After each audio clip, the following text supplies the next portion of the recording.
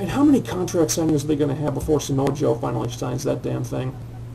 It's getting so freaking repetitive. I mean, week after week, Cornette offers Joe the exact contract that he wanted, and week after week, Joe doesn't sign it because they get interrupted.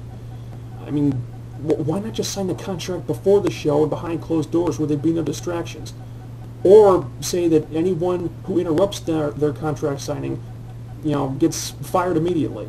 It's not rocket science.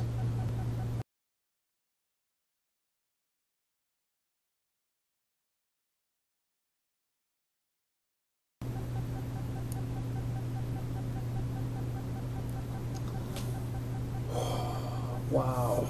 Such a better show than last week. And thank God for that, because last week's episode of Impact was terrible on many levels.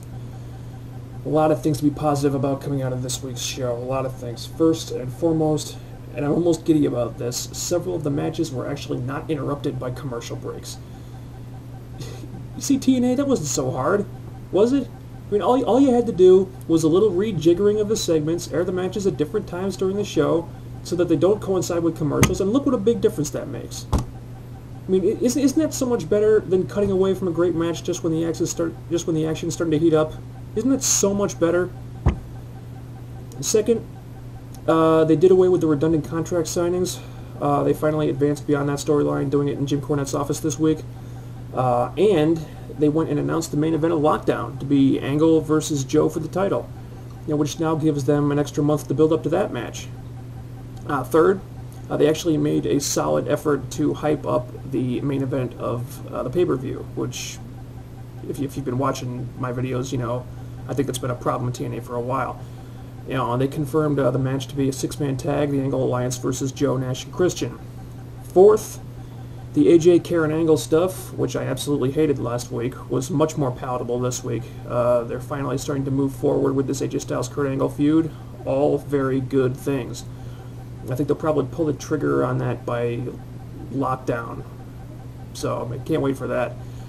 Also, the card for Destination X has taken shape. We now know it's going to be Petey Williams versus Jay Lethal for the X Division title. And that'll be a great match, though I'm not sure why Petey Williams had to win a qualifying match to earn that spot, since he should have been first in the rankings after winning that X Division gauntlet from a few weeks ago. But apparently it's like I thought at the time. The gauntlet matches and the rankings they were supposed to determine were basically meaningless. But, whatever. We had Scott Steiner interfering in that match on behalf of Petey Williams, helping him win. And this storyline has gotten a lot better since they moved past all that confusing mess with the briefcases. If I had to guess what's going to happen here, I think Steiner might interfere in the match at the pay-per-view, help Petey Williams win the title, and then turn on him and challenge him for the title. Maybe he thinks, I've beaten this guy twice now, I've got his number, so it'll be easier to beat him than it would be to beat Jay Lethal. Hopefully that'll be the match where they put Petey over Steiner finally, if they do decide to go that route. Next we had a ceremony spotlighting Jay Lethal, all his accomplishments over the last year, and the only thing wrong with this segment was that it should have been on the show last week. It kind of takes away some of the importance doing it a week late, but this was pretty good anyway. They had Lethal breaking from the Machismo character to cut a promo, which they should continue to do from time to time, because he needs that to be taken seriously as a character. And, judging by Sanjay Dutt's facial expressions and his body language, when SoCal Val accepted that date with Lethal, as well as all the You're My Best Friend stuff, they've resumed laying the groundwork for Sanjay's heel turn. It's been nicely subtle so far. Potential for a great feud right there. We also had a solid women's match, continuing to build the tension between Gail Kim and ODB, with them having more miscommunications during their match. That was very well done as well. It was good to see Roxy Laveau get the pin here. Nice to see her starting to have some success now that she's finally away from VKM. And also the main event got decent time for a change, which I was very happy to see. I wish TNA had made a bigger deal out of this, though, because Booker T versus Kurt Angle is one of the biggest matches ever on Impact, and if they treated it like that, it might have made more of a difference in the ratings. But anyway, this was a good match. I didn't even mind the DQ finish. I mean, normally I'd be pissed about that, but frankly, this match should have had a DQ finish. I mean, if you ended cleanly, then you just gave away a pay-per-view main event level match on free TV for nothing. You need to save that for when people will pay to see it. So I had no problem with that finish at all. There was some not so good stuff on the show too, but not that much this week. VKM broke up, predictably, which was, whatever. I don't care about those losers, and I don't think a lot of people do.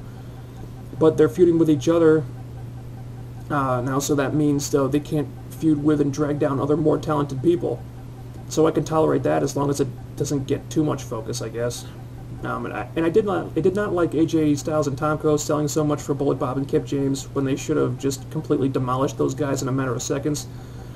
But it was a pretty forgettable match, and AJ and Tomko are credible champions by now, so I don't think this is going to hurt them that much. Also, it looks like they're adding Eric Young and Rebaj to the Kaz Black Rain program. I was really hoping they'd squash this feud, but it looks like it's going to continue at least for another month.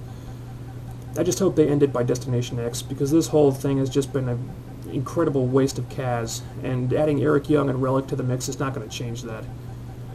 And finally, they continued a bit with 3D trying to drop to under 275 pounds, and for the record, I don't believe for 1 second that Brother Ray weighs less than 275, and I don't think anyone really does.